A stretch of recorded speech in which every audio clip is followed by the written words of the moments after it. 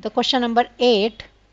The question is 0.5 kg of mercury of specific heat capacity 140 joules per kg per degree Celsius is heated by 300 degrees Celsius in 1 minute by a heater supplying heat energy at uniform rate.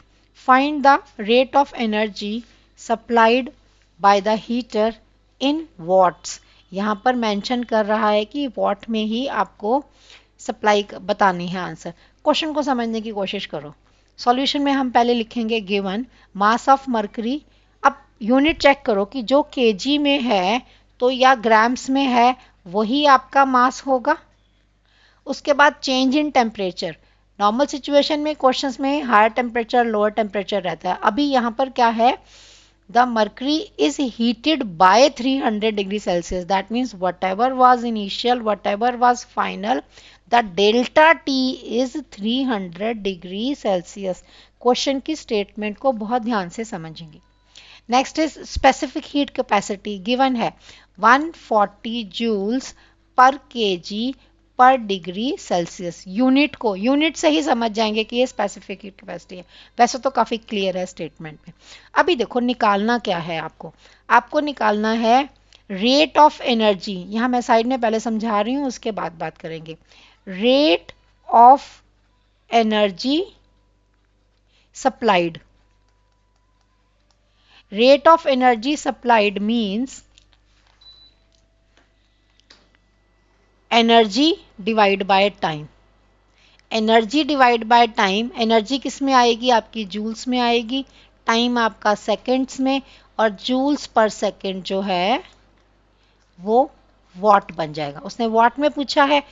अगर आप थोड़ा सा भी समझदार हो तो hint आपके पास पूरा क्वेश्चन में दे रखा है कि आपको यहाँ पर पावर निकालनी है। रेट ऑफ एनर्जी, बच्चे सिर्फ एनर्जी निकाल कर छोड़ देंगे और जैसे तैसे यूनिट डाल देंगे, लेकिन आपको यहाँ पर एनर्जी नहीं निकालनी है, रेट ऑफ एनर्जी निकालना है। Rate of energy means power, इसीलिए टाइम भी दे रखा है।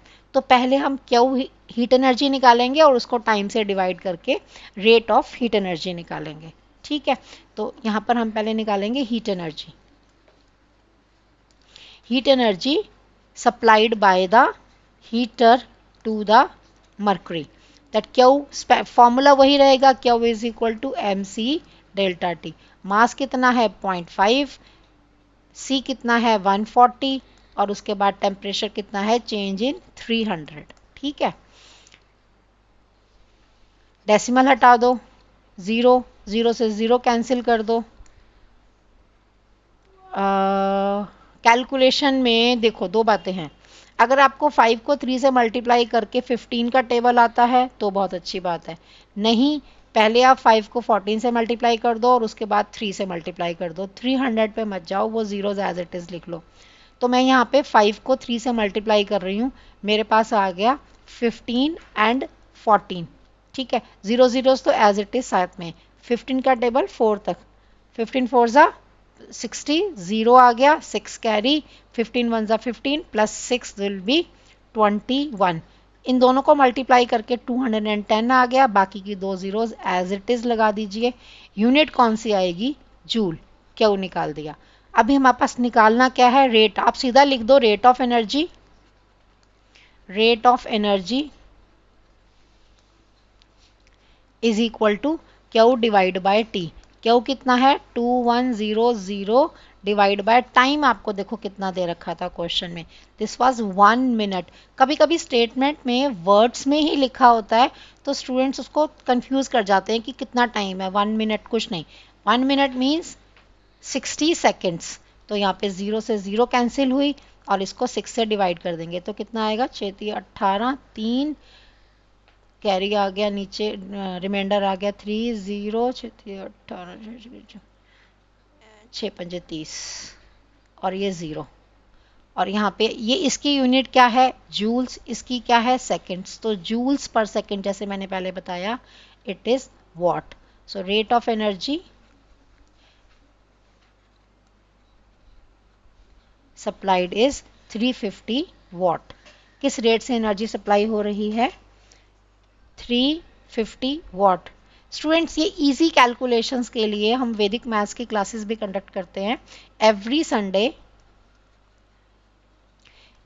Sunday at 1 o'clock. This is free of cost. Free of cost, free of cost है ये। जो जितनी भी आपकी ट्रिक्स हैं छोटी छोटी और फास्ट कैलकुलेशंस के लिए वैदिक मैथ्स की क्लासेस हैं, जिसका लिंक मैं डिस्क्रिप्शन बॉक्स में दे दूंगी। तो आप ग्रुप को ज्वाइन करिए और उसके बाद आपको संडे उसी ग्रुप में लिंक आएगा जिसको आप ज्वाइन करके क्लास को अटेंड कर सकते हैं। Every Sunday 1 o'clock, this is free of cost for every one, and I think the students of third standard onwards can join these classes up to 12th। जिसको भी मैथ्स में कहीं पे कुछ भी है वो इसको यूज़ कर सकता है। Thank you. If you like the calculation the way I am calculating, please like, share and subscribe with your friends also. Thank you.